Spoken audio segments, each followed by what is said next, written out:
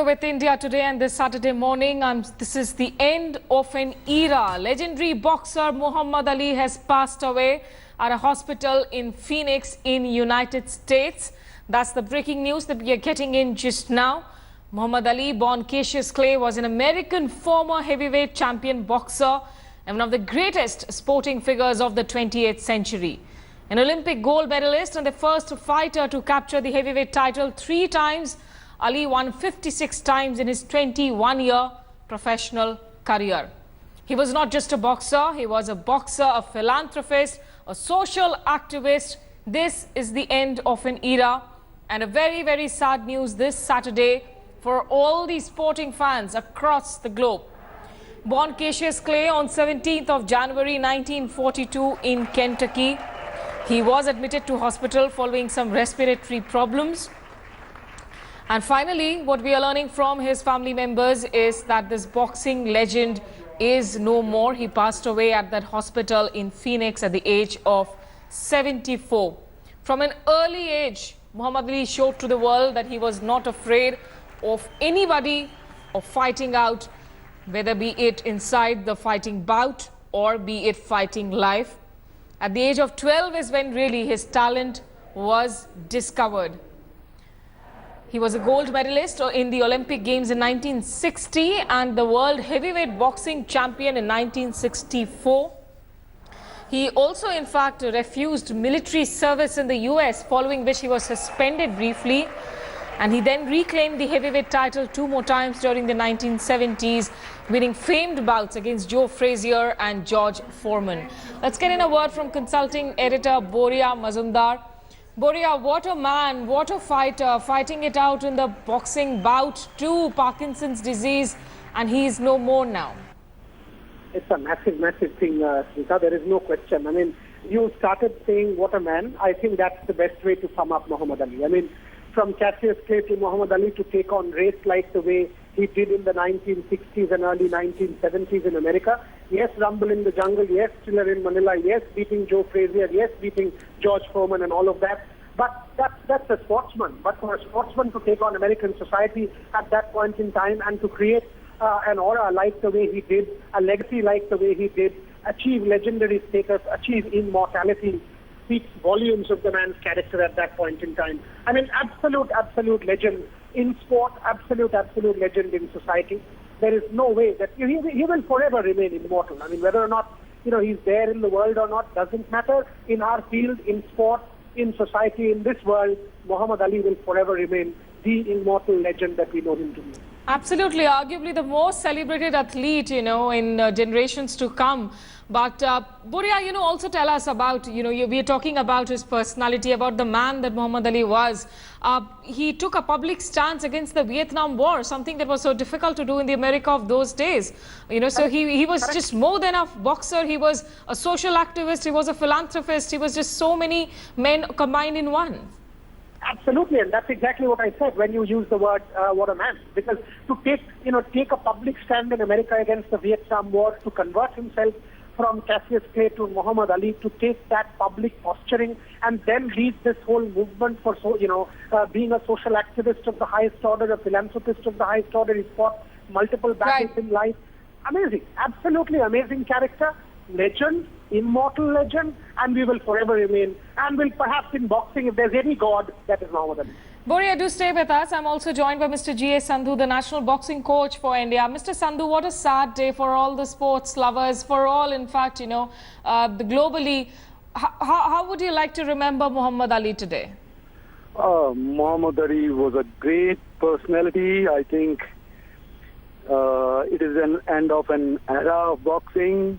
He was, I think, an encyclopedia of boxing, a man who gave boxing recognition throughout the world, and I think he will be remembered always whenever you talk of boxing.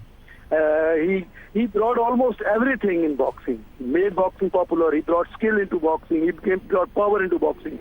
I think it is just end of a long era of boxing, and he has given a lot to boxing. Was he a personal inspiration to you, sir, and the generations of Indian boxers themselves? How has the name Muhammad Ali sort of stood out for even Indian boxers? you find many names of Indian boxers as Muhammed Ali, the first boxer from India who won first Commonwealth game for India, a gold in Commonwealth game in England is Muhammad Ali. So you can understand from that how much impact that had on Indian sports. Yes, sir. And he is great inspiration. People picked up his style of boxing. Normally, professional boxing doesn't suit amateur boxing, but boxers have been picking his techniques and using them in boxing. He was a great motivator.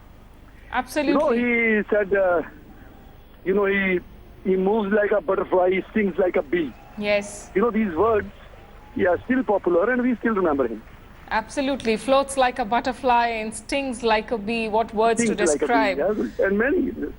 It floats like a butterfly and stings like a bee. Sir, but tell us, when you talk about the sporting forms, be it a cricket, a volleyball, or hockey, all of them require discipline. But when it comes to boxing, and for somebody to scale the heights of achievements like Muhammad Ali did, what is it that would be different from the other sporting forms that would be needed here?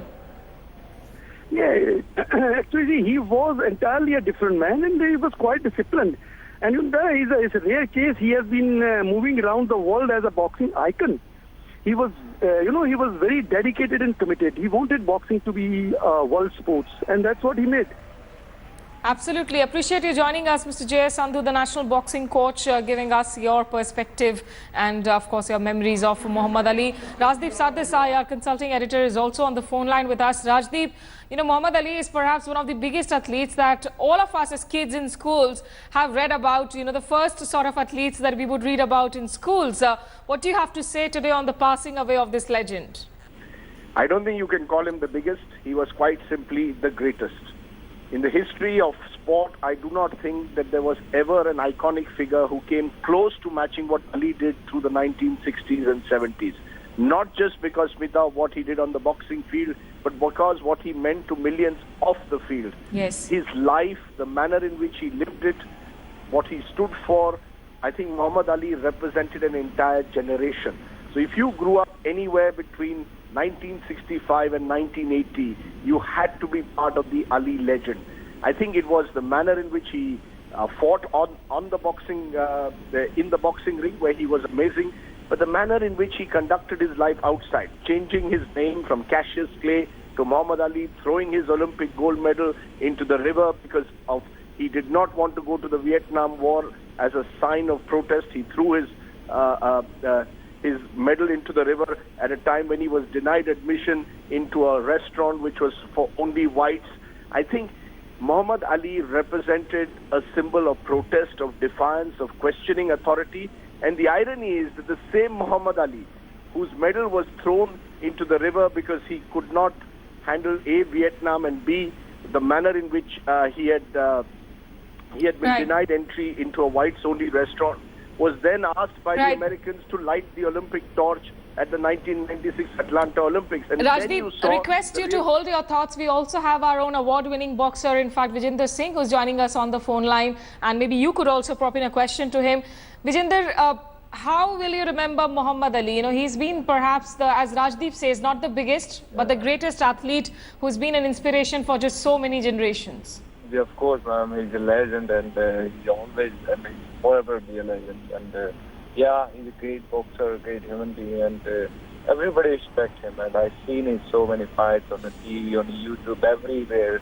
And he's amazing, I can say that.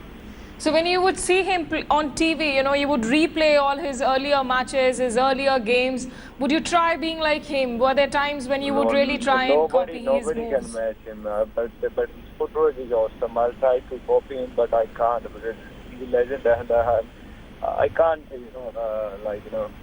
can't do that. And he's so good. His punching power, his skills, his movement, when he speaks out of the ring, if you see he did a movie too, and he's everywhere. He's a legend, and of course nobody can copy him. उनकी जो boxing style थी विजेंदर, उस पर अगर आप कुछ बता सकें कि क्योंकि आप खुद एक बॉक्सर हैं, आप बॉक्सिंग की बारीकियों को समझते हैं, ऐसी कौन सी बात थी जो उनकी बॉक्सिंग को इतने ऊंचे हाइट्स पर लेकर जा सकी? जी, वो बहुत डिफरेंट थे, लोगों से बहुत अलग थे। वो एक बॉक्सर का काम होता है मारना और मार खाना, लेकिन वो उससे बहुत डिफरेंट है। वो एक साइकोलॉजिकल एक गेम खेलते जो दूसरे बॉक्सर के साथ, वो बहुत इम्पोर्टेंट था। वो जो अभी रिसेंट जो प्रो फाइट्स में चलता है कि लाइक दूसरे बॉक्सर को पहले ही आप डिस्टर्ब करते, उसके बारे में कुछ बकवास बोलना, उसके बारे में कुछ डिस्टर्बिंग बोलना, तो वो बहुत उन्होंने शुरू किया था। और उसके बाद से ही हरे कोई like before the match do something, कुछ भी उसके बारे में बोला, आई मेक हिम लाइक वो जो फाइट करते थे तो वो पहले ही बता देगा मैं तेरे थर्ड या फोर्थ राउंड में नॉकआउट करूंगा। तो साइकोलॉजिकल बंदा बड़ा डिस्टर्ब होता था इस चीज से कि ओके मैं थर्ड राउंड में थोड़ा सा बच के रहूंगा। तो जो ये गेम प्लान था उनका, ये बहुत ऑसम था, बहुत मजेदार था। जब उन्होंने जो सबसे हैवी वेट टाइटल्स वगैरह जीते, उनके सामने उस वक्त जो प्रतिद्वंदी हुआ करते थे, जो फ्रेजियर हो, जॉर्ज फोरमन हो, कितने मुश्किल प्रतिद्वंदी हुआ करते थे उनके सामने। बहुत मुश्किल थे। और बट जो उन्होंने बताया, उनकी जो बायोग्राफी जिसमें लिखा उनका बकायदा जो मैच का एक जॉर्ज फोरमन के साथ जो मैच था, तो जॉर्ज फोरमन बहुत स्ट्रॉन्ग थे उनसे और बहुत फिट थे उनसे। और उन्होंने बताया कि एक बार उनका एक मैच वो था, रनिंग का टेस्ट था, दोनों ट्रेनिंग साथ में कर रहे थे।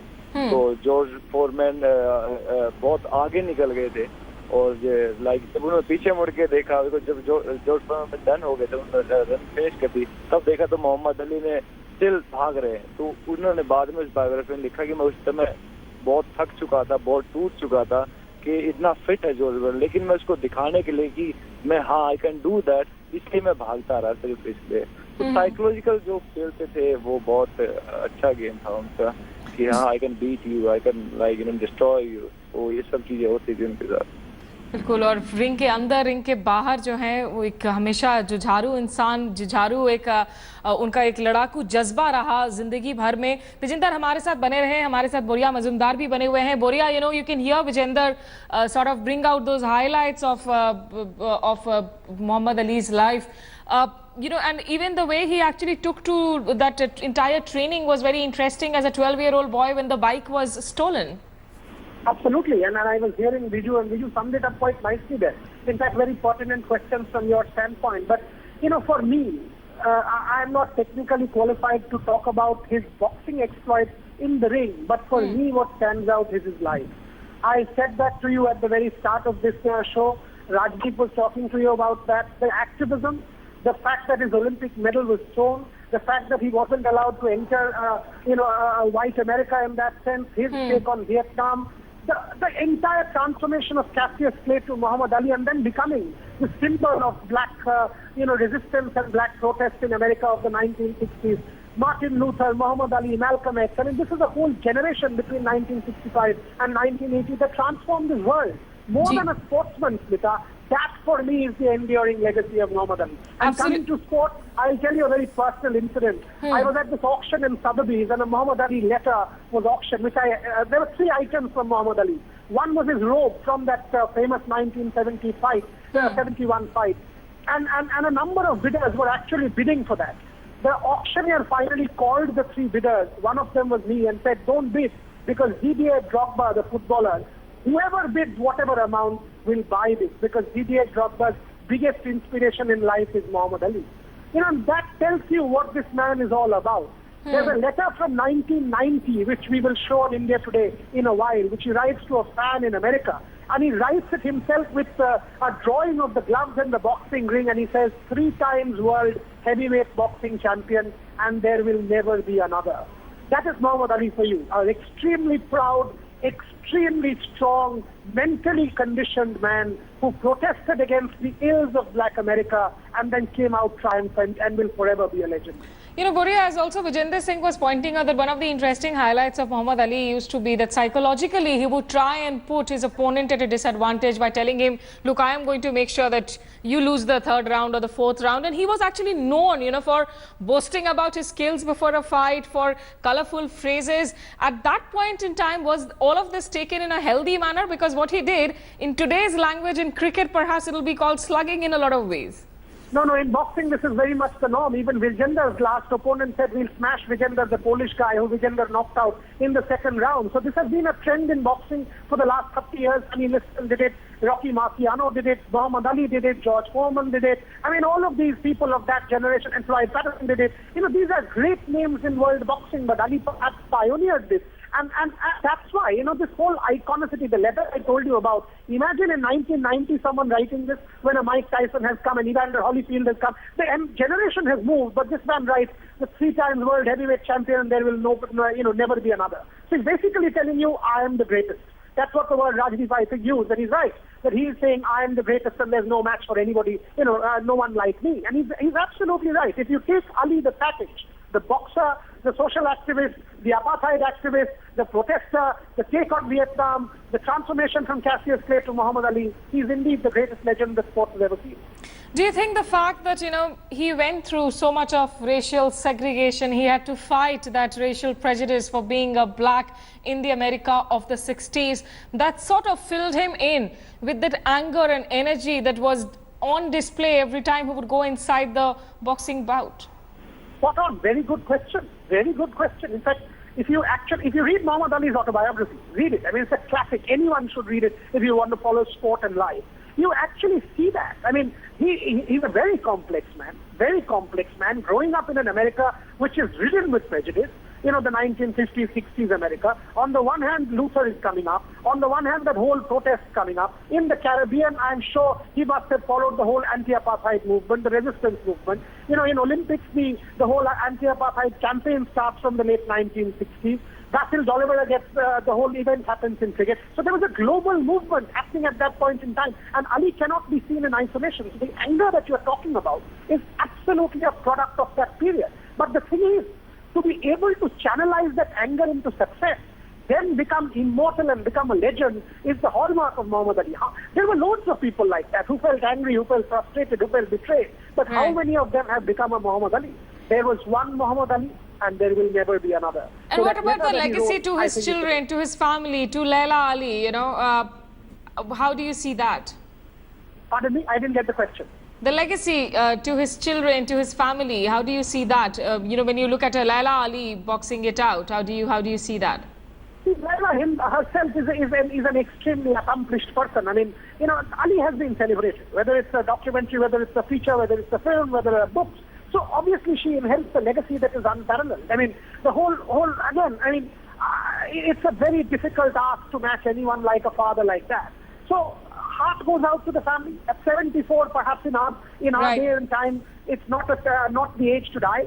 Having said that, it is a legacy that is unrivaled in the whole world.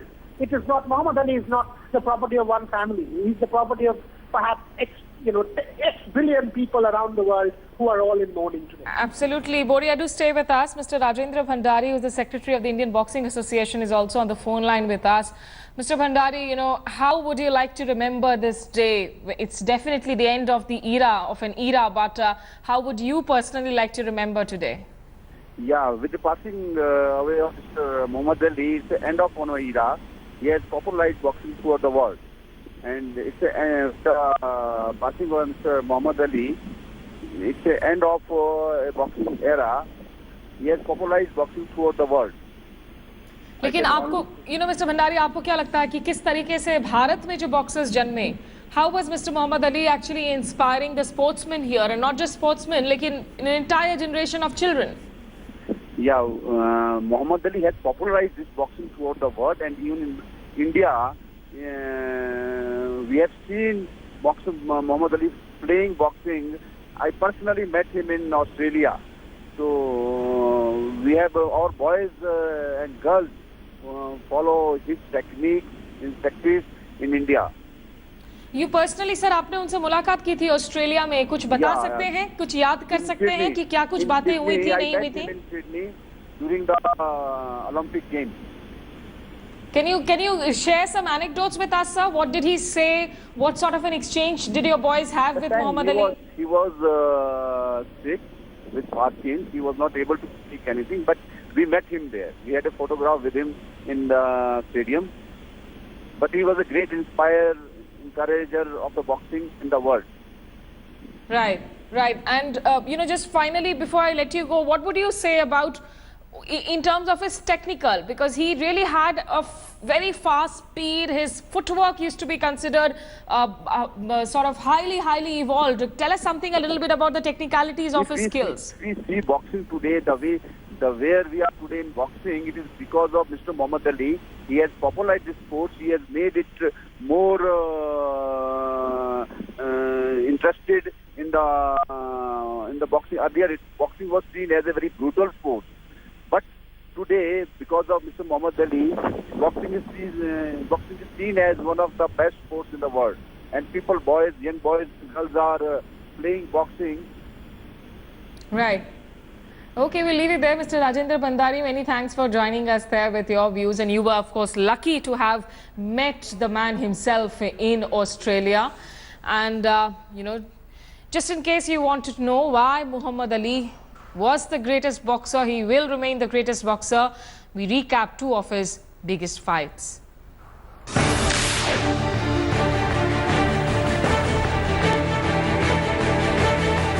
The year was 1974. The city Kinshasa in Zaire. Muhammad Ali, the greatest boxer ever, was pitted against George Foreman. Foreman came into the match undefeated, but on the 30th of October, Foreman was lying flat on the match in the 8th round. Muhammad Ali was the undisputed world heavyweight champion.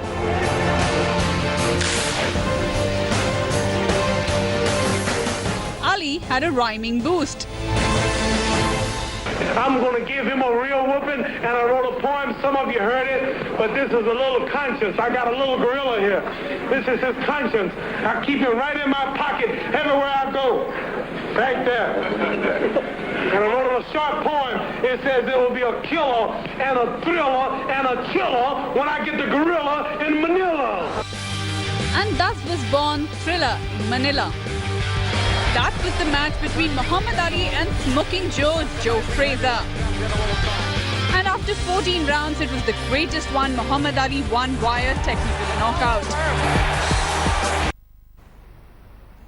Yes, those were two of the biggest fights, and you know why Muhammad Ali was the greatest. But he was the greatest not just in the boxing ring, but also as a public personality, the kind of public positions that he took even on social controversial issues. He fought racial prejudice, he fought racial segregation, growing up as a black in white America in the 60s. He took a public stance against the Vietnam War, and of course later on in life he had to fight Parkinson's disease, but he passed away this Saturday at a hospital in Phoenix in the United States. He had been in the hospital for the past few weeks with some respiratory issues. He was an American former heavyweight champion boxer and one of the greatest sporting figures of the 20th century. An Olympic gold medalist and the first fighter to capture the heavyweight title 3 times. Ali won 56 times in his 21-year professional career. And in fact, the interesting story behind his taking to boxing says that he was only 12 years of age, and actually through an odd twist of fate, it was when his bike was stolen. And Ali then told a police officer, Joe Martin, that he really wanted to beat up the thief. And the police officer actually replied back to Ali saying that you better learn how to fight before you start challenging people. And that's how, in fact, Martin was also actually training young boxers at a local gym. That's how Muhammad Ali got into boxing training, and eventually from Cassius Clay he became Muhammad Ali the greatest.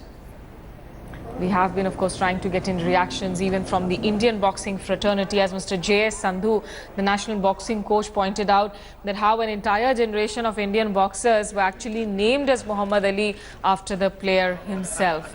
And he had always been such an inspiration for men and women across the globe through generations.